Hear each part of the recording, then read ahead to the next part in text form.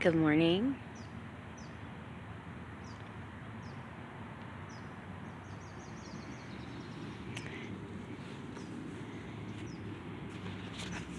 Welcome back to Bolo.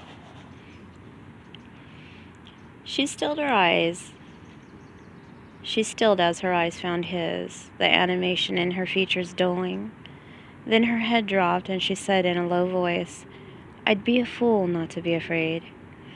And in that instant, her antagonism made perfect sense. Pinching the bridge of his nose, Damien swallowed back rising guilt.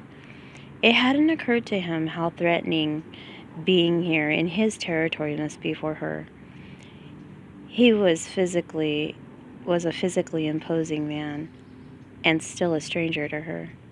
The short time he spent in her flat, he'd been aware of external noises, of bodies walking up and down the stairs that led to the flats in the buildings, of the bodies moving around in the adjoining flats, and of people walking past outside. Help had been on hand if she needed it. In comparison, here in his apartment, the silence within the thick walls was stark. Here there was no sense of the community he felt in Mia's building. Damien would never take advantage of a vulnerable woman, but how was Mia supposed to know that? He was deeply attracted to her and sensed she had an attraction for him too, but, attraction or not, reciprocated.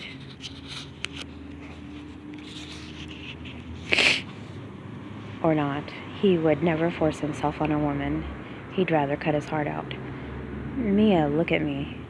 She raised her stare to his slowly, reluctantly. "I gave you my word that when we were alone, things between us would be platonic, and I meant it. Sex is a complication I don't need. You are safe with me, okay?" Something glistened in her eyes, but she blinked it away before he could read anything further in it. "If I hadn't already made it clear, you will sleep in the guest room. The only nights we will sleep together will be in Monte Carlo, and if you choose to bring a chastity belt with you for it, I will have no objection." Her lips quirked. "But if it makes you feel better for tonight, take a knife and put it under your pillow. Hell, you can take it now if you want. If I get within a foot of you, jab me with it." Welcome to Wednesday. Everybody's half here today, not whole here. I'm at work. I'm waiting to start my job. Her shoulders rose and she covered her mouth as if stifling a laugh. "I'm serious." She nodded but kept her mouth covered. "Are you hungry?" Her eyes met his and she gave another nod. "Shall I order something?" "That's probably a good idea." A giggle escaped her mouth, but there was none of the bitterness he had heard in the other bursts of laughter. She swept an arm around the kitchen. "I'm pretty sure there's nothing to eat in this showroom. There's an Italian restaurant on the 3rd floor that delivers good, freshly cooked food. How does that suit you?" "That's fine to me." He opened the drawer. He kept all the local takeaway restaurant menus in. Mia was right. He was forced to concede. His apartment was kept like a showroom, but then he hardly spent any time in it. On average, he visited the UK every 2 months, rarely spending more than a working week there. He had neither the time nor the inclination to make his apartment into a home. He passed the menu to her, making sure not to allow their fingers to touch, then stepped aside. "Name your poison." Her eyes lit up. "Gin and tonic. Large?" She smiled. Like her laughter, it was the first genuine smile she'd given him. "Yes, please." It was only while he fixed their drinks, leaving her to read through the menu, that he realized what an arrogant thing it was for him to assume her smile had been genuine, or that her laughter had been. For all he knew, her display of edgy fear might have been an act too. And yet something inside him told him that none of that had been Mia acting. Good morning. Good. Oh my goodness, everybody's arriving. Let me finish this up.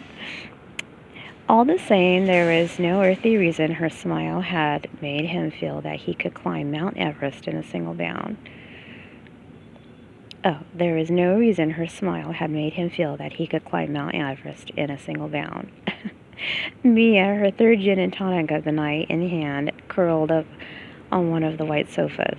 It was long past midnight, usually the time when the adrenaline from a performance had worked its way out of her system, and she went to bed. Tonight, even though the lights in the apartment's living room were dimmed, energy still zapped through her veins, and it had nothing to do with the performance. It was all to do with Damien. Since their talk in the kitchen, things had been far more cordial between them. In truth, she felt like a naughty schoolgirl who had been chastised by the headmistress. She had been deliberately antagonistic towards him. A very large part of her still wanted to be, and it disturbed her to remember that the last time she behaved this way to a member of the... Oh, a very large part of her still wanted to be, and it disturbed her to remember the last time she behaved this way to a member of the opposite sex. I take it was a while. She had her first crush when she'd been 9. His name had been James, and she daydreamed about him constantly. In her overactive imagination, she dreamed up adventurous scenarios where she put herself in danger in pursuit of something marvelously worth rescuing, a cat from a tree, and then needing James to come bounding in to rescue her. Sometimes it would be the other way around, and she would rescue him. The ending of those daydreams was always the same. James would declare his love for her and kiss her cheek. This is page 58, and I'll continue the rest later. Thanks for tuning in to Bolo Up. You have a great day.